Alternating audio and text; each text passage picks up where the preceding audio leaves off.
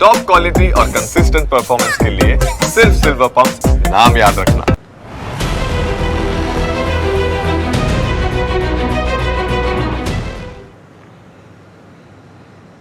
તો બુલેટિનની શરૂઆતમાં મહત્વના સમાચારો જોઈએ તો ભાષા વિવાદ વચ્ચે રાજ ઠાકરેનું એક મોટું નિવેદન સામે આવ્યું છે। સરદાર વલ્લભભાઈ પટેલને લઈને રાજ ઠાકરે નિવેદન કર્યું। સરદાર પટેલ મુંબઈ મહારાષ્ટ્રને આપવા નહોતા માંગતા। ગુજરાતીઓની પહેલાથી મુંબઈ પર નજર હતી। મુંબઈમાં રહેવું હોય તો મરાઠી ભાષા શીખો તેવું રાજ ઠાકરેએ નિવેદન આપીને જણાવ્યું છે। તો ગુજરાતીઓને પહેલાથી મુંબઈ પર નજર હતી। આખરે શું કહ્યું છે આ નિવેદનમાં, આવો સાંભળીએ। मुंबईसह संयुक्त महाराष्ट्र झाला त्याचा जो लढा होता, इतका प्रचंड मोठा लढा, ही मुंबई महाराष्ट्रापासून बाजूला करण्याचा डाव होता। तो कोणाचा होता? काही गुजराती व्यापाऱ्यांचा होता आणि काही गुजराती नेत्यांचा होता। मी एकदा पुस्तक वाचत असताना, आचार्य अत्करेंचं पुस्तक वाचत असताना मला धक्का बसला की मुंबई महाराष्ट्राला मिळू नये याच्यासाठीचं पहिलं जे बोललं गेलं ते कोणाकडनं बोललं गेलं? वल्लभभाई पटेलांनी सांगितलं की मुंबई महाराष्ट्राला देऊ नका म्हणून। वल्लभभाई पटेलांनी,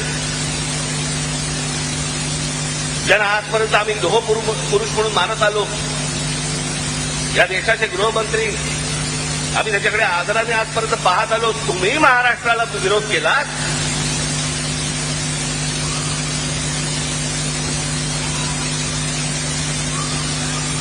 ज्या वेळेला महाराष्ट्रामध्ये आंदोलन झाली त्याच्या वेळेला हे मोरारजी देसाई गोळीबार करून लोकांनी ठार मारले होते, मराठी माणसाला ठार मारले होते इथे महाराष्ट्रात।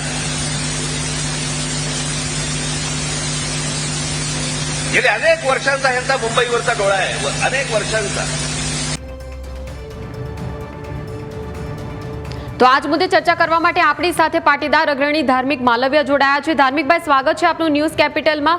અને જે પ્રકારે રાજ ઠાકરેનું આ ખૂબ જ વિવાદાસ્પદ નિવેદન આપ્યું છે કે સરદાર વલ્લભભાઈ નહોતા ઈચ્છતા કે મુંબઈ જે છે તે મહારાષ્ટ્રમાં જોડાય, આ જે નિવેદન આપવામાં આવ્યું છે, શું લાગી રહ્યું છે આપને? શા માટે ક્યાંક પોતાના રાજકીય રોટલા શેકવાનો એક પ્રયાસ વધુ એક થઈ રહ્યો છે? અને બીજી તરફ જ્યારે આ પ્રકારના નિવેદનો આવતા હોય છે, આપ શું પ્રતિક્રિયા આપશો? ચોક્કસપણે જે પ્રકારે દેશની અંદર જ્યારે એકતાની વાતો થઈ રહી છે અને એમાં પણ ખાસ કરીને જ્યારે હિન્દુત્વના નામ અને મુદ્દા સાથે ઠાકરે પરિવારને કંઈક ને કંઈક સંબંધ છે, જોડાયેલો છે, અને ત્યારે મહારાષ્ટ્રની અંદર રાજનીતિની અંદર પાછલા 5 વર્ષની અંદર જે ઠાકરે પરિવારનું રાજનૈતિક ધોવાણ થયું છે એના બોખલાહટના કારણે પાછલા એકાદ મહિનાથી આપણે જોતા આવીએ છીએ કે ભાષાવાદને લઈ, પ્રાંતવાદને લઈ અને આ ઠાકરે પરિવાર દ્વારા બફાટ કરવામાં આવી રહ્યો છે। કંઈક ને કંઈક રાજનીતિથી તેઓ ખૂબ દૂર જઈ રહ્યા છે અને ત્યારે પોતાની સત્તા ટકાવવાની લાલસામાં આજે ફરીથી એક મહારાષ્ટ્રીયન મરાઠા લોકોને એ દેશની એકતાની સામે ભડકાવી અને એક પોતાના પ્રાંતવાદ પૂરતી એક ખરાબ માનસિકતા ઊભી કરીને રાજનીતિ કરવાનું જે ષડયંત્ર આખું ઊભું થઈ રહ્યું છે, ખરેખર આ દેશ માટે ખૂબ દુઃખદ ઘટના છે। આજે ગુજરાતી તરીકે અને ગર્વથી કહીએ છીએ, આજે ગુજરાતે એ સમગ્ર દેશના તમામ રાજ્યના લોકોને અહીંયા કંઈક ને કંઈક પોતાનું સ્થાન આપ્યું છે। ગુજરાતની અંદર ક્યારેય આવા ભાષાવાદ, પ્રાંતવાદ એવી કોઈ પણ બાબતો ગુજરાતની અંદર ક્યારેય પ્રશ્ન ઉભો થયો નથી। પરંતુ થોડા સમય પહેલા પણ આ રીતના રાજ ઠાકરે બફાટ કર્યો હતો, ઉદ્ધવ ઠાકરેના પણ આ પ્રકારના નિવેદનો આવ્યા હતા અને આજે ફરીથી સરદાર વલ્લભભાઈ પટેલ, જેનો દેશમાં માત્ર એક જ લક્ષ્યાંક હતું કે એકતા, અખંડ ભારતનું નિર્માણ, અને પોતાનું આખું જીવન એ માટે એમણે સમર્પિત કર્યું છે, ક્યારેય રાજનીતિક પદ પ્રતિષ્ઠાની લાલસા રાખી નથી। એમના નામ ઉપર અનેક રાજનીતિઓ થઈ છે કે એમને વડાપ્રધાન બનવા ન દીધા, એમની સાથે રાજકીય અન્યાય કરવામાં આવ્યો, પરંતુ સરદાર વલ્લભભાઈ પટેલ ના મોઢે ક્યારેય કે એમના ઇતિહાસના કોઈ પણ પુસ્તક પત્ર કે કોઈ પણ બાબતમાં પણ ક્યારે આ બાબતનો ક્યાંય ઉલ્લેખ તમને જોવા નહીં મળે। માત્ર દેશની અખંડિતતા અને એકતા માટે પોતાનું જીવન સમર્પિત કરી દીધું એવા સરદાર વલ્લભભાઈ પટેલને આજે આ રાજ ઠાકરે પોતાની રાજનૈતિક બાબતોને લઈ અને આજે આ પ્રકારનું નિવેદન આપી અને એમનું અપમાન કરી રહ્યા છે. ખરેખર આ દેશ માટે દુઃખદ ઘટના છે અને આ માત્ર સરદાર વલ્લભભાઈ પટેલ કે ગુજરાતીનું અપમાન નહીં, પરંતુ આ દેશનું અપમાન છે. આ દેશ માટે, આ દેશને આઝાદ કરાવવા માટે જે પણ લોકો લડ્યા છે આ તમામ લોકોનું અપમાન છે, એવું મારું સ્પષ્ટપણે માનવું. ચોક્કસ ધાર્મિકભાઈ, અને જે રીતે આ સમગ્ર ક્યાંક લોકોને વહેંચવાની આખી આ વાત છે ભાષાના નામે, ધર્મના નામે અને તમામ જે બાબતો જે આપણા રાજ્યમાં અત્યારે ચાલી રહી છે, ખાસ કરીને આ લોકો જે છે કે એવા લોકો કે જેમનું ક્યાંક રાજકીય અસ્તિત્વ જોખમમાં મુકાઈ ગયું છે અને ક્યાંક પોતે ઊભું થવાનો પ્રયાસ કરી રહ્યા છે, પોતાના પક્ષને બેઠો કરવાનો પ્રયાસ કરી રહ્યા છે અને પછી એ જ વર્ષો જૂનો મુદ્દો, પરંતુ ગુજરાતીઓની અસ્મિતા સામે એનું જે અપમાન છે તેનો સહારો કેમ વારે ઘડીએ લેવો પડે છે? કે પોતે શું કામગીરી કરી છે, પોતે એમણે મહારાષ્ટ્રના વિકાસમાં શું, ઘડતરમાં શું યોગદાન આપ્યું, એ બાબત તો બોલવા માટે કદાચ એમની પાસે કંઈ છે નહીં. એટલા માટે જે લોકો, જે પરપ્રાંતિયો પછી કોઈ પણ હોય, જી ચોક્કસપણે એમની પાસે રાજનીતિ કરવા માટેનો કોઈ મુદ્દો છે જ નહીં. આજ દિવસ સુધી બાલા સાહેબ ઠાકરેના નામ પર એમનો પરિવાર રાજનીતિ કરી આવ્યો છે. બાલા સાહેબ ઠાકરે આદરણીય છે, વંદનીય છે. સમગ્ર સનાતન અને હિન્દુ ધર્મ માટે એને ખૂબ મોટું યોગદાન આપ્યું છે, પરંતુ એ યોગદાન પછી એમના જે વંશજો છે, એમનો જે પરિવાર છે, એ માત્ર આજ દિન સુધી એમના નામે રાજનીતિ કર્યા અને સમય સાથે પરિવર્તન એ બધા સ્વીકારવું પડશે. તમે જો રાજનીતિની અંદર પણ ચોક્કસ મુદ્દા, ચોક્કસ કામ સાથે આગળ નહીં વધો તો તમે ફેંકાઈ જવાના. આજે દેશની અંદર આપણે જોઈએ છીએ કે જે પ્રકારની રાજનીતિ થઈ રહી છે એમાં આ એક જ મહારાષ્ટ્ર અને એમાં ખાસ કરીને ઠાકરે પરિવાર જ એક આ મુદ્દો લઈ અને ચાલી રહ્યા છે. આજે સમગ્ર દેશ એ એક તાતણે જોડાય અને અલગ અલગ આપણને ખબર છે કે આદરણીય વડાપ્રધાન મોદી સાહેબ છે, one nation, one election, one ration, આવા અનેક દેશની એકતા લક્ષી કાર્યો અને જે પણ કઈ સૂચનો છે આપતા રહ્યા છે. અને ત્યારે મહારાષ્ટ્રના ખૂણામાં બેઠા બેઠા પોતાનું રાજનૈતિક વર્ચસ્વ એ ટકાવી રાખવા માટે થઈ અને પ્રાંતવાદ ને ભાષાવાદના મુદ્દા ઉપર બેફામ વાણીવિલાસ કરી રહ્યા છે. અને ખાસ કરીને મેં કીધું એમ કે સરદાર વલ્લભભાઈ પટેલે પોતાના જીવનમાં એકમાત્ર લક્ષ્યાંક કે દેશની અખંડિતતા ને રાખ્યું છે કે અખંડ ભારતનું નિર્માણ થવું જોઈએ. એની માટે આપણે બધાને ખબર છે કે 562 જેટલા રજવાડાઓનું એકત્રીકરણ કર્યું, વિલીનીકરણ કરી અને અખંડ ભારતનું નિર્માણ કર્યું. એમણે ક્યારેય આવી રીતના પ્રાંતવાદ, ભાષાવાદ કે ગુજરાતના મુદ્દે પોતે ગુજરાતી હોવાના હાથે પણ મને આજ સુધી વાંચવામાં ક્યાંય ઇતિહાસમાં એવું નથી આવ્યું કે ગુજરાતની બાબતમાં કે ગુજરાતી તરીકે પણ એમણે કંઈક અલગ દરજ્જો ગુજરાતને મળે કે ગુજરાતી પ્રજાને મળે એવા પણ પ્રયાસો કર્યા. એને તો માત્ર એક જ લક્ષ્યાંક અખંડ ભારતનું રાખ્યું હતું. અને ત્યારે આ પ્રકારની જે હલકી રાજનીતિ માટે થઈને આવા જે બફાટ થઈ રહ્યા છે ખરેખર દુઃખદ બાબત છે. અને આજે મહારાષ્ટ્રની અંદર પણ આપણે જોઈએ છીએ કે ગુજરાતીઓ ડાયમંડ વેપાર સાથે ખૂબ સારી રીતે સંકળાયેલા છે. આજે લોકો જે મહારાષ્ટ્રની ઇકોનોમીને લઈને વાત કરે છે એમાં ગુજરાતીઓનું ખૂબ મોટું યોગદાન છે. પ્રોપર મહારાષ્ટ્રીયન લોકો કરતા પણ હાલમાં તમે જોશો તો ખૂબ મોટું યોગદાન ગુજરાતીઓનું છે. જ્યારે પણ ગુજરાતી કોઈ દિવસ કોઈ પ્રશ્ન કે વિવાદ ઉભો નથી કર્યો, માત્ર સહન કરતા આવ્યા છે. કારણ કે ગુજરાતીઓને તો મહારાષ્ટ્રે ખૂબ અન્યાય કર્યો છે.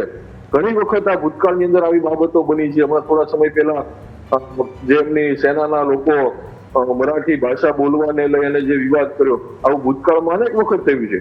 પણ ગુજરાતીઓએ ક્યારેય એવું નથી કર્યું. આજે મહારાષ્ટ્રના અસંખ્ય લોકો ગુજરાતની અંદર, આ સુરતની અંદર વસે છે. એક પણ લોકો આવીને એવું નિવેદન તો આપે કે ગુજરાતની અંદર ક્યારે આવો પ્રશ્ન બન્યો હોય કે મહારાષ્ટ્રીયન લોકો સાથે કોઈ વિવાદ થયો હોય, એમને અહીંયાથી હાથી કાઢવાની વાત થઈ હોય, એમને ભાષાને લઈને કોઈ વાત થઈ હોય, બધાને સ્વીકાર્યા છે. કારણ કે આપણે તો ભારતીય છીએ. રાષ્ટ્રીયતા એ આપણું સર્વપ્રથમ હોવું જોઈએ અને ભાવના સાથે આપણે જયારે આગળ વધતા હોઈએ ત્યારે આજે આતંકવાદ જેવા મુદ્દાઓ, વૈશ્વિક બીજા એવા ઘણા બધા મુદ્દાઓ છે કે જે આપણા દેશ ઉપર અત્યારે આમ જોઈએ તો ચારેય બાજુ માથે ઉભા છે. અને એની સામે જયારે આપણે લડવા નીકળ્યા હોય, લડવાની વાત હોય, વિકાસના પંથે આગળ વધવાની વાત હોય અને ત્યારે આવી નાની એવી ભાષાની બાબતમાં એક તુચ્છ રાજનીતિ માટે થઈ અને સરદાર પટેલનું અપમાન કરીએ કોઈ પ્રાંત કે કોઈ રાજ્યના લોકોની અસ્મિતા ખરડાય એ બાબતના પ્રયાસો કરી. આટલી હલકી રાજનીતિ ક્યારેય ન હોઈ શકે. બિલકુલ. લાલજી પટેલ આપણી સાથે જોડાયા છે, ખૂબ જ જાણીતા પાટીદાર અગ્રણી છે. લાલજીભાઈ, જે રીતે હવે આ નિવેદન સામે આવ્યું છે, ફરીવાર ક્યાંક ગુજરાતીઓનું અપમાન, એમને નિશાન બનાવવા, ફરીવાર ક્યાંક પોતાના પક્ષનું જે રાજકીય અસ્તિત્વ છે તેને પોતાના પક્ષને માંડ બેઠો કરવો છે, એટલા માટે હવે સરદાર વલ્લભભાઈનું નામ લેવામાં આવ્યું. એટલે આટલી હિંમત થઈ ગઈ છે કે સરદાર વલ્લભભાઈ આપણા દેશના જે લોખંડી પુરુષ છે એમનું અપમાન કરવાની એમનામાં હવે હિંમત આવી. આપ શું પ્રતિક્રિયા આપશો? તમારો અવાજ કપાઈને આવે છે, પણ સાંભળ્યું એ પ્રમાણે મહારાષ્ટ્રની રાજનીતિની અંદર આ જે રાજ ઠાકરે છે, ખાસ તો એમનું હર હંમેશા પરપ્રાંતિયો એટલે કે બીજા રાજ્યના જે લોકો ત્યાં સામાન્ય નોકરી કરતા હોય, સામાન્ય બિઝનેસ કરતા હોય, આવા લોકોને વારંવાર ફરજિયાત મરાઠી બોલાવી, બિઝનેસની અંદર તોડપાણી કરવા, આ બધી જ રીતે આ લોકો સંકળાયેલા છે. હવે જ્યારે એમની પોતાની રાજનીતિની અંદર આ રીતે જ્યારે જોડાયેલા છે ત્યારે સમગ્ર મહારાષ્ટ્રની પ્રજા એમને સમર્થન નથી આપતી. એના કારણે જ આ લોકો છેલ્લા ઘણા સમયથી બાલા સાહેબ ઠાકરે ગયા પછી આ લોકોનું બિલકુલ વજૂદ ત્યાં રહ્યું નથી. એટલે કંઈક ને કંઈક નિવેદનો આપી અને આવા સરદાર પટેલ જેવા મહાન પુરુષને આજે અપમાન કરવાનું કામ કર્યું છે. બીજા રાજ્યના પરપ્રાંતીય લોકોનું પણ અપમાન કરવાનું કામ કર્યું છે. પણ જ્યારે તમે ભૂલથી પણ અહીંયા મહારાષ્ટ્રની અંદરથી અહીંયા જ્યારે ગુજરાતમાં આવશો ત્યારે આ જ પ્રજા અમારી ગુજરાતની સારી પ્રજા, શાંતિપ્રિય પ્રજા છે. પણ તમે જો આ રીતે વારંવાર અપમાન કરશો, ખોટી રીતે મારશો, પરેશાન કરશો, તો તમને એ જ રીતે અહીંયા સબક શીખવા મળશે, એવું હું તમને ખાસ કહું છું, ચેતવણી આપું છું.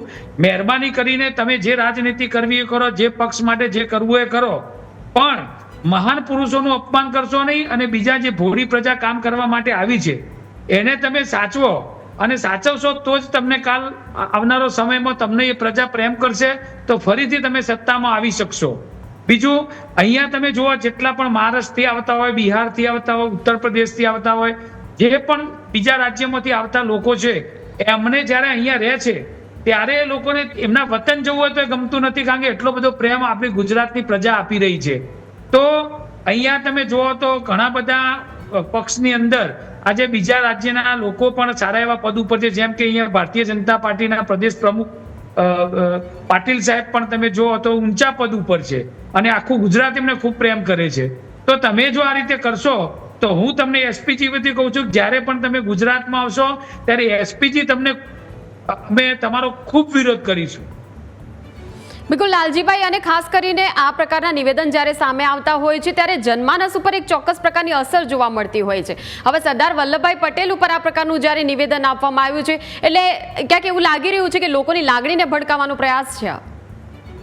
આ લોકો ફક્ત ટીવી મીડિયાને આવવા માટે આજે હલકા નિવેદનો કરી રહ્યા છે. મને રાજ ઠાકરેને એવું લાગે છે કે આટલું ભણેલા છે પણ એમને ઇતિહાસ જોયો નથી લાગતો કે સરદાર વલ્લભભાઈ પટેલે કોઈ એક રાજ્ય માટે, એક ધર્મ માટે, એક પ્રજા માટે નથી કર્યું. આજે સરદાર વલ્લભભાઈ પટેલ ના હોત ને તો ભારતના નકશામાં કેટલાય રાજ્યો અલગ હોત, અને આજે આપણી હાલત કઈ ખરાબ હોત ને પાકિસ્તાનની ભૂંડી હાલત આપણી થઈ હોત. એટલે વાત સમજો કે આજે સરદાર વલ્લભભાઈના કારણે આપણે અહીંયા બધા સુખી સંપન્ન અને એસી ઓફિસોમાં બેઠા છીએ. એમના વિચારો ઉપર જો આપણે ખાલી ભારત દેશના બધા લોકો આ માને ને એમના વિચારો, તો આજે ભારત દેશ ફરીથી અમેરિકાથી મોટો દેશ બની જાય. એટલે ખાલી હલકી રાજનીતિ કરવા માટે આજે રાજ ઠાકરે જે ગમે તેમ નિવેદન આપે છે મહાન પુરુષોનું, એને સખત શબ્દોમાં અમે વિરોધ કરીએ છીએ.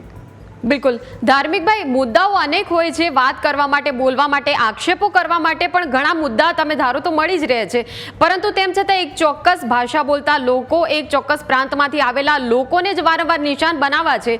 આ કેવા પ્રકારની માનસિકતા?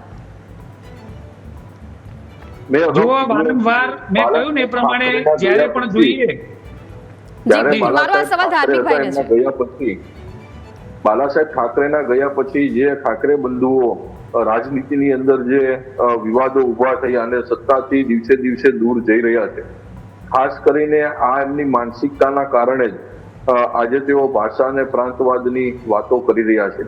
અને ખાસ આપણે બધા જાણીએ છીએ કે જ્યારે અખંડ ભારતનું નિર્માણ થયું ત્યારે મહારાષ્ટ્ર, ગુજરાત એ બંને ભેગું હતું ને દ્વિભાષી જે આખા વિવાદો ઉભા થયા ને એના કારણે પછી ગુજરાતમાંથી મહારાષ્ટ્ર, ગુજરાતને અલગ કરવામાં આવ્યા.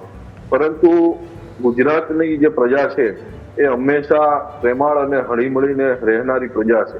મેં કીધું એમ કે આજ દિવસ સુધી ગુજરાતમાં ક્યારેય ભાષા પ્રાંતવાદના નામે વિવાદો નથી થઈ. આજે સુરત એ ગુજરાતનું આર્થિક કેપિટલ છે. અહીંયા લાખોની સંખ્યામાં એ મજૂરી વર્ગ સાથે જોડાયેલા પરપ્રાંતમાંથી આવતા લોકો વસે છે. અસંખ્ય વખત સુરતની અંદર પણ ઘણા બધા એવા ઇન્સિડન્ટો બન્યા છે કે મજૂરી વર્ગ સાથે જોડાયેલા લોકો એ સંગઠિત થઈ અને ઇન્ડસ્ટ્રીઝના લોકોને હેરાન પરેશાન કરે. અમારા સુરતની અંદર જ પાછલા તમે 6 મહિનાની અંદર જુઓ તો 10 થી 15 તો ઇન્ડસ્ટ્રીયલિસ્ટોના મર્ડરના કેસો બન્યા છે. તો પણ આટલી બધું હોયા છતાં પણ ગુજરાતની પ્રજાએ ક્યારેય પોતાના મુખમાંથી આવા શબ્દ પરપ્રાંતિયોને લઈને, ભાષાને લઈને કે એમના અહીંયા આવવાને લઈને ક્યારેય બોલ્યા નથી. દરેક લોકોને દરેક પરિસ્થિતિમાં સ્વીકાર્યા. એટલે કારણ કે આ તો સરદાર પટેલ અને ગાંધીનું ગુજરાત છે અને એમના વિચારો શું હતા, અહીંયાની પ્રજા જે આપણે બધા વસીએ છીએ, આપણા વિચારોને કાર્ય શું છે આપણે બધા જાણીએ છીએ. પણ આ મેં કીધું એમ કે બાલા સાહેબના નામ સુધી આજ દિવસ સુધી રાજનીતિ ચાલી છે, પરંતુ હવે મહારાષ્ટ્રની પ્રજા પણ જાગૃત બની છે અને એમને સત્તામાંથી દૂર કર્યા છે. અને કંઈક ને કંઈક આજે ભારતીય જનતા પાર્ટીએ સમગ્ર દેશમાં શાસન છે અને મોદીજી જો વડાપ્રધાન દેશને મળ્યા છે ને એનો મોટો ફટકો એ માત્ર નામની હિન્દુત્વની રાજનીતિ કરતા લોકોને પડ્યો છે. ત્યારે એ ખાસ કરીને ગુજરાતને ટાર્ગેટ કરી અને પોતાની રાજનીતિ માટે થઈને આવી માનસિકતા છતી કરતા હોય એવું મને સ્પષ્ટપણે લાગી રહ્યું છે. બિલકુલ. લાલજીભાઈ, વધુ એક મોરારજી દેસાઈ ઉપર પણ તેમણે આક્ષેપ કર્યો કે મરાઠીઓને ક્યાંક ગોળી મારવાનો આદેશ આપ્યો હતો. એટલે આ પ્રકારની જ્યારે નિવેદનબાજી કરવામાં આવે છે એટલે હવે આપણે જે ઠાકરે બંધુઓ જે એકત્રિત થયા છે અને ક્યાંક પોતાની જે રાજનીતિ છે તેને બેઠી કરવાનો પ્રયાસ તો કરી જ રહ્યા છે, પરંતુ એક પછી એક ગુજરાતી નેતાઓને જ નિશાને લેવા છે અને એના આધારે જ ક્યાંક લોકોની અંદર ખળભળાટ રચવાનો ક્યાંક એક પ્રયાસ કરી રહ્યા છે.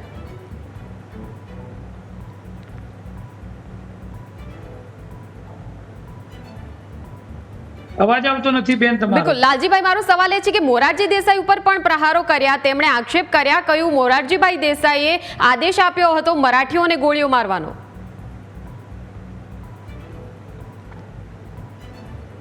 જુઓ બેન, આમની માનસિકતા જે રીતની છે અને મીડિયામાં ખાસ એ લોકોને ખબર છે કે આપણે આ રીતે કોન્ટ્રોવર્સી ઊભી કરીશું તો જે એમનું વજૂદ જતું રહ્યું છે મહારાષ્ટ્રમાં ફરીથી ઊભું થશે એવું મને લાગી રહ્યું છે. બાકી મને નથી લાગતું કે કોઈ પણ સમાજનો, કોઈ પણ ભાષાનો જે લોકો વાપરતા હોય એના ઉપર ખૂબ પ્રેમ હોવો જોઈએ. દરેક વ્યક્તિ ઉપર જ્યારે ત્યાં તમે આવડા મોટા નેતા હોઈએ અને જ્યારે સંગઠન ચલાવતા હોય, જેમના બાલા સાહેબ ઠાકરે જેવા કાકા હોય અને જેમને એક જ પ્રકારનું હિન્દુત્વ માટે જ્યારે પ્રભુત્વ ઊભું કરેલું હોય અને એવા લોકોના જ્યારે આપણે વારસદાર હોઈએ ત્યારે મને નથી લાગતું કે આવી હલકી રાજનીતિ લોકો કરી શકે. પણ ફક્ત મીડિયાની અંદર બફાટ કરી અને એન કેન પ્રકારે મીડિયામાં આવવા માટે કદાચ આવા નિવેદનો કરવા માટે જ આ લોકો બોલતા હોય મને લાગી રહ્યું છે. બાકી આખી દુનિયાના બધા જ લોકો જાણે છે કે મોરારજી દેસાઈ હોય, ગાંધી બાપુ હોય કે સરદાર વલ્લભભાઈ પટેલ હોય કે ડોક્ટર બાબા સાહેબ આંબેડકર, એમને શું કર્યું છે તો આ બધું જ બધા લોકો જાણે છે. ને તો વિદ્વાન લોકો છે, નેતા છે તો બધી જ ખબર હોય, પણ ફક્ત ને ફક્ત રાજનીતિ કરવા માટે આવી રીતે હલકી કક્ષાની ભાષા વાપરી અને સમાજ પ્રાંતના લોકોને જુદા પાડવા આ બધું કામ કરી રહ્યા એવું મને લાગે છે. પણ ભારત દેશની શાણી પ્રજા અને ગુજરાતના તમામ શાંતિપ્રેમ લોકો આજે આ બધું જોઈ રહ્યા છે અને આવનારા સમયે જ્યારે મહારાષ્ટ્રની અંદર ઇલેક્શન હશે અને જ્યારે જરૂર પડશે ત્યારે બીજા પરપ્રાંતની મહારાષ્ટ્ર હોય કે બીજા આજુબાજુના રાજ્યના લોકો એમને દર વખત સબક શીખવાડે છે. તો આ વખત પણ જો આ રીતે રહેશે તો ચોક્કસ એમને રાજનીતિની અંદર એમને જોવા જેવી થશે. ચોક્કસ. ધાર્મિકભાઈ, ક્યાંક એવું લાગી રહ્યું છે કે આ ભાષાવાદનો સહારો લઈને પોતાને રાજકારણમાં આગળ આવવું છે, પરંતુ એવા વિસ્તારો જે છે મુંબઈની અંદર કે જ્યાં ગુજરાતીઓની વસ્તી વધારે છે, પછી ત્યાંથી જો કોઈ ગુજરાતી વ્યક્તિને ટિકિટ આપવાની હોય તો પછી ત્યાં તો પાછી પાની કરશે નહીં. એટલે કેવા પ્રકારના બેવડા ધોરણો અપનાવવામાં આવી રહ્યા છે? ચોક્કસપણે મેં વાત કરી એમ કે આજે મહારાષ્ટ્રના આર્થિક પાટનગરની વાત કરીને પણ એમણે અગાઉ નિવેદનો કર્યા છે. આજે પૂરા દેશની અંદર ખાસ કરીને જે ડાયમંડ ઇન્ડસ્ટ્રીઝ છે એનો સૌથી મોટો ઇમ્પોર્ટ એક્સપોર્ટનો વેપાર એ મહારાષ્ટ્રની જે બીકેસી ડાયમંડની ઓફિસો છે ત્યાંથી થાય છે અને એમાં સૌથી વધારે મહારાષ્ટ્રીયન કરતા પણ સૌથી મોટું નુકસાન એ ગુજરાતીઓનું છે. સૌથી મોટા વેપારીઓ આજે ઇન્ડસ્ટ્રીયલિસ્ટો એ મહારાષ્ટ્રમાં ગુજરાતના બેઠા છે. એ કોઈ પણ પરિસ્થિતિમાં કોઈ પણ સંજોગોમાં એ ત્યાં પોતાના કામ ધંધાને લઈ અને મહારાષ્ટ્રની સાથે કનેક્ટેડ છે. ક્યારેય કોઈ બી બાબતની અંદર એમણે ગુજરાતી તરીકે ક્યારેય એવો કોઈ પ્રશ્ન ઉપસ્થિત કર્યો નથી કે થવા દીધો પણ નથી, પરંતુ માત્ર આ પોતાની રાજનીતિથી દૂર જઈ રહ્યા છે. એટલે પોતાની રાજનીતિ ટકાવી રાખવા માટે થઈને જ પોતાની આ હલકી માનસિકતા છે એ ઊભી કરી રહ્યા છે, બીજું કશું જ નથી. બિલકુલ ધાર્મિકભાઈ, અને એવું પણ લાગી રહ્યું છે ક્યાંક કે અત્યારે જે બીએમસીની અંદર એક ચૂંટણીનો જે માહોલ છે તો માહોલ ઊભો કરવા માટે પોતાના તરફી ક્યાંક લોકોનું એક જે મંતવ્ય હોય, લોકોની ક્યાંક લાગણી પોતાના તરફી જાય, શિવસેના તરફી કે પછી મનસે તરફી કે પછી બંને ભાઈઓ કદાચ આગળ જતા ગઠબંધનનું વિચારે છે, તો એના લીધે પોતાનું રાજકીય કારકિર્દી જે છે એને ફરીવાર ક્યાંક ઊભી થાય, એટલે આ પ્રકારના નિવેદનો જે છે એ નેતાઓ કરતા હોય છે. પરંતુ અત્યારે હાલના તબક્કે એવું લાગી રહ્યું છે કેમ કે મુંબઈ તો એવી જગ્યા છે કે જ્યાં કેટલાય લોકો આવીને વસે છે. મુંબઈમાં તમને ખ્રિસ્તી પણ જોવા મળશે, મુંબઈમાં દક્ષિણ ભારતીય લોકો પણ જોવા મળશે, યુપી બિહારના લોકો પણ મોટી સંખ્યામાં જોવા મળશે. એટલે એ તમામ લોકો જે છે એમના જે મતો જે છે એ પણ પોતાની માનસિકતા મુજબ જ મત આપવાના છે. હવે આ રીતે ક્યાંક ભાષાવાદ હવે ગુજરાતીઓને સતત જે છે એક ટાર્ગેટ કરવાનો જે પ્રયાસ છે, પરંતુ એવું લાગતું નથી કે આ એટલો પ્રભાવ પાડે ચૂંટણીમાં. ચોક્કસપણે મેં કીધું એમ કે બાલા સાહેબ હિન્દુત્વ માટે ખૂબ કામ કર્યું અને પોતે ખૂબ એ બાબતે કાયમી માટે એ સજાગ એક કાર્યકર તરીકે રહ્યા છે અને એના કારણે જ આજે આ લોકોની રાજનીતિ ટકી રહી હતી. પરંતુ બાલા સાહેબના ગયા પછી જેમનો આ ઠાકરે પરિવાર છે એ અનેક વિવાદોમાં આવ્યો. આજે બાલા સાહેબની પાર્ટીના કાર્યકર તરીકે લોકો જોડાય અને પછી એમાં વિવાદ થયો અને અલગ અલગ પાર્ટીઓ કરવા સુધી આવી ગયા, પાર્ટીઓ બનાવી કરી, ચૂંટણીઓ લડ્યા, બેમાંથી એકો જીતી ન શક્યા, પોતાનો પ્રભાવ ન પ્રદર્શિત કરી શક્યા.